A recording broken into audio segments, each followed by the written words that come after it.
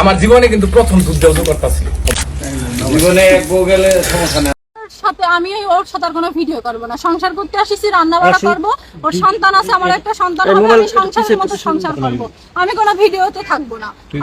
মুক্তা আপা, আপনাকে বলি, আপনি তো বলছেন যে ভিডিও কেন করবেন? সে তো তোমাকে বিয়ে করেছে শুধুমাত্র তোমাকে দিয়ে ভিডিও করানোর জন্য, ভাইরাল হওয়ার জন্য। সে তো হচ্ছে বউ ব্যবসায়ী, সে তোমাকে নিয়ে তো ভাইরাল হতে চায়। সে তোমাকে নিয়ে সংসার করার জন্য তো বিয়ে করে নাই। সে হলো একটা মান্দার পোলা, সে হলো একজন মান্দার পোলা। মুক্তা ডিভোর্স বের কথা বের করছ, আমি তো ছাড়বো না। না আমি ছাড়বো না। কেন যাইবে না তুমি? তুমি কেন সিনক্রেট করতেছো? তোমার উদ্দেশ্য কি ছিল? না ও কি বলবে ওর কথা? আমি বলি, ওর উদ্দেশ্য ছিল যে ভালোবেসে বিয়ে করে সুখের সংসার করব, তোর সাথে থাকবো জীবন মরণ। কিন্তু তুই তো থাকতে দিলি না। তুই একজন বউ ব্যবসায়ী, তুই তো ব্যবসা ছাড়া তোর কিছু ভালো লাগে না। তুই তো সংসার চাস না, তোর জীবনে টাকা পয়সা চাস। তুই তো একজন মান্দার পোলা। এসব ছেড়ে দে। ভালো আছি, ওর সাথে আমি সংসার করছি, কিন্তু আমি কিন্তু ভালো নেই। এই দেখেন আমার গলায় দাগ দেখা যাচ্ছে, দেখা যায় গলায় দাগ। কক্সবাজারে নিয়ে যে আমার মেরেছে, কিন্তু বলছে আমি আর মারিছি। এই যে হাতে দাগ দেখা যাচ্ছে, দেখেন আরো অনেক দাগই আছে। আসলে এগুলো আমি দেখাতে পারবো না, এগুলো আমি মুক্তা আপা, সত্যি বলতে কি আপনার তো দোষ। আপনি জেনে শুনে ওকে বিয়ে করলেন কেন? আমার মনে হয় আপনি ভাইরাল হওয়ার জন্য ওকে বিয়ে করেছেন। না হয় একটা দুইটা তিনটা অনেক বিয়ে করেছে সে, কারোর সাথে সে সংসার করতে পারে না। সবই কি মেয়েদের দোষ? মেয়েদের কোনো দোষ নেই, আমি বলবো মেয়েদের কোনো দোষ নেই। তো যাই হোক, একটি কথাই বলবো ভাই, আমরা বিয়ে করছি, ভালো আছি।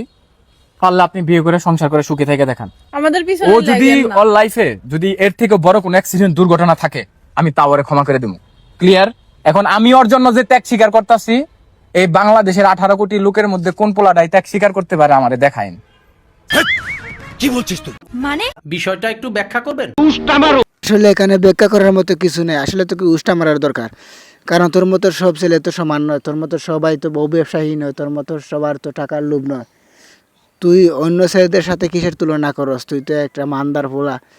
বাংলাদেশের মাঝে তুই একটা বউ ব্যবসায়ী, নামি দামি একটা। অপশন দেখাচ্ছে যে ওর অনেক অফার আসে, বাট আমার অফার আসলে আমি বলবো না আমার অফার নেই। মেয়ে মানুষের আসলে একবার ডিভোর্সের পর তার কোনো ভ্যালু থাকে না, সে যত সুন্দরী হোক। আমি প্রথমেও বলছি, এখনো বলছি। তো আসলে আমার একটা সংসার দরকার ছিল। আমরা এখন সংসার পাইছি, স্বামী পাইছি, একটা বাচ্চাও পাইছি, শ্বশুর শাশুড়ি দেওর সবাই আছে, আমি অনেক ভালো আছি। আমারও আর কোনো অপশনের দরকার নেই, আমার অন্য কোনো জায়গায় যাওয়ারও দরকার নেই। মেয়েদের ডিভোর্স হলেও একটা অফার আসে, সেটা হচ্ছে ফিজিক্যালের, কিন্তু বিয়ের অফার আসে না। গিয়ে হরে কৃষ্ণ তোর বাপের পদে ঢুকে দিয়ে চলে আস। আরে মুক্তা আপু, অতি লাভে তাঁতি নষ্ট। আপনি যে মনে করেছেন যে শর্মিলা ওকে ডিভোর্স দিয়ে সেও ভাইরাল হয়ে গেছে, হে মাসে মাসে লক্ষ লক্ষ টাকা ইনকাম করে, এর জন্য তুমি তাকে বিয়ে করে এখন তুমিও ভাইরাল হতে চাচ্ছ। আরে এখন টেলা সামলাও, কয়দানে কৌশল এখন দেখেন। প্রথম আর শেষ কথা, আমাদের ঝামেলাই হলো যে গাড়ি কিনে দাও আর টাকা নিয়ে আসো। তোমার যেখানে নিয়ে যাবে, রাস্তাঘাটে অকথ্য ভাষায় গালাগালি দেয়, ওখানে মারধর করে। কক্সবাজারে নিয়ে যাও মারধর, এখানেও এই বাসায়ও, মানে যেখানে। আবার আস্তে আস্তে যে প্রাইভেটে উঠেছি সেখানে যেও গালাগালি। আবার আমার ভাইয়ের কাছে ফোন দিয়ে তোর মুখে আমি মুইতা দিমু। তো ভালো কথা, সে তো আপনাকে বিয়ে করেছে আপনার টাকা পয়সার জন্য, আপনাকে সব কিছু হাতিয়ে নেওয়ার জন্য তোমাকে বিয়ে করেছে। সে তো পয়সার লোভী। আপনি তো জানেন সে একজন বউ ব্যবসায়ী, তার কাছে অনেক লোভ টাকা পয়সার, সে কিছুই চায় না। সে তার টাকার কাছে সে হারিয়ে গিয়েছে। ওকে তো সোশ্যাল মিডিয়াতে অনেক ভালো হয়ে যা, এখনো সময় আছে।